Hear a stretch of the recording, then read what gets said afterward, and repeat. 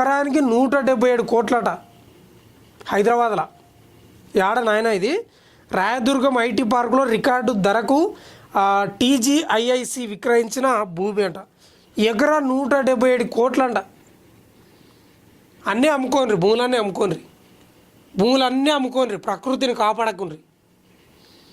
ఏంది రాష్ట్ర స్థిరాస్తి రంగ చరిత్రలో సరికొత్త రికార్డు అంట. ఇంకా రాసి పెట్టుకోవాలనేమో ఇప్పుడు అది.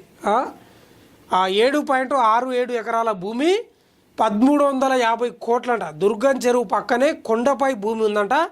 వేలంలో కొన్న ఎంఎస్ఎన్ రియాల్టీ ఎకరం 152 కిలోల బంగారంతో సమానం అంట. 11 ఎకరాలు 1556 కోట్లకు కొన్న ప్రెస్టీజ్ అంట. ప్రభుత్వానికి 3135 కోట్ల ఆదాయం అంట. 3 ఏళ్ల కిందట ఎకరం 100 కోట్లు. నాడు రాజపుష్ప కొనుగోలు చేసిందే రికార్డ్ అంట. రాజపుష్ప కొనుగోలు చేసిన ఆ ఎకరం విలువ భూమి బద్దలు కొట్టింది రికార్డు. ఇప్పుడు ఇది ఏందది, ఏం సంస్థ అది? ఎంఎస్ఎన్ రియాలిటీ సంస్థ అంట. మరి ప్రభుత్వానికి ఎంత ఆదాయం వస్తుందంటే 3135 కోట్లు అంట. మరి ఈ ఆదాయాన్ని ఏమన్నా మన హైనాలు పీక తిన్నట్లు, రాబందులు పీక తిన్నట్లు తింటారా, లేకపోతే ఏమన్నా పెద్ద పెద్ద కంపెనీలు అందించో, లేకపోతే యువతకు ఉపాధి కల్పించడం ఏమైనా చేస్తారా తెలియదు. మళ్ళీ ఉచిత పథకాలు ఇస్తారా? ఈ భూములను అమ్మి అవి అమ్మి ఉచిత పథకాలు పెట్టకుండ్రి సుమా మీరు. ఫ్రీ బస్సులని లేకపోతే ఇక ఫ్రీ పథకాలకు పెట్టకూరి. దీర్ఘకాలికంగా ప్రయోజనాలు కల్పించే ఒక సంస్థలను తీసుకురండి. భూములను అమ్మి మీరు అసలు అమ్మకూడదు కానీ అమ్ముతున్నారు. ఏం చేస్తాం, మన దరిద్రం అట్లుంది. మన ప్రజలేమో ఉచిత పథకాలు అంటే ఉరికి పోయి ఓట్లు వేస్తారు.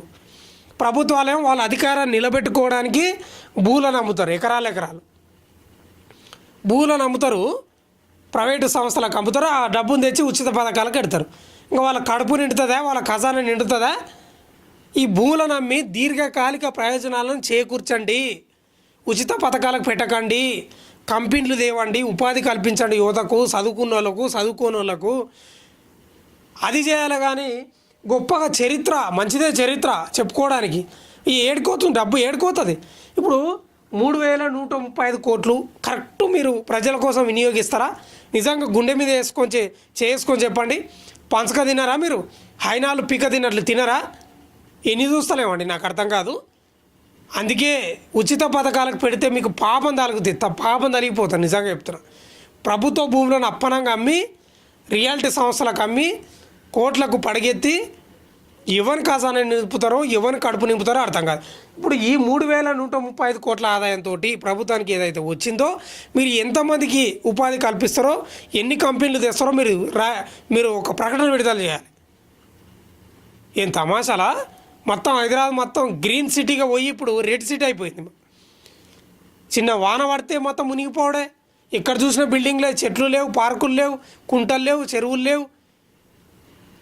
ఆ కేసీఆర్ గతంలో అమ్మిండు రాజపుష్ప, ఆయనదే కలెక్టర్ మాజీ ఆయన పేరు వెంకటరామరెడ్డి అనుకుంటా. ఎంపీగా కూడా పోటీ చేసిండు కదా మెదక్ బీఆర్ఎస్ తరఫున. రాజపుష్ప ఆయన కూడా గతంలో కొన్నాడు. ఎక్కడ పోతుందిరా నాయన సొమ్మంత, నాకు అర్థం కాదు.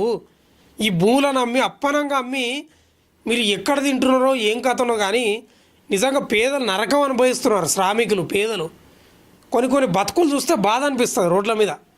ఇంకా ఇంత నాగరికతలు కూడా, ఇంత టెక్నాలజీ కూడా ఇంకా అడుక్కొని బతుకుతున్నారు. అందులో కొందరు జెన్యూన్ ఉండొచ్చు, లేకపోవచ్చు, అది వేరే విషయం. కానీ ఇట్లా భూములను అమ్మి మీరు ఉపాధి కల్పించండి, యువతకు కంపెనీలు తేవండి, టెక్నాలజీ పెంచండి, ఐటీ ఆధారిత సేవలను పెంచండి, ఐటీని పెంచండి, లేకపోతే వ్యవసాయ ఉత్పత్తులను పెంచండి, రైతులకు మేలు చేయండి, కొత్త పరికరాలు కల్పించండి.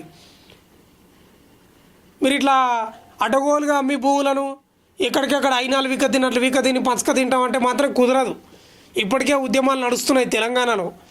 తెలంగాణ అంటేనే ఉద్యమాల చరిత్ర, పురిటి గడ్డ. గుత్తుపలు పట్టుకొని వెంట పడతారు ఏదో రోజు మీరు భూములను అడ్డగోలుగా అమ్మి. ఎట్లుందంటే గతంలో గొర్రెలను తినేటోడు పోయి బర్రెలను తినేటోడు వచ్చినట్టుంది ఇప్పుడు. రికార్డు ధర, ఆ రికార్డు ధరను ఏం చేస్తారు ఇప్పుడు? ఆ ఆదాయాన్ని ఏం చేస్తారో మీరు చెప్పాలి.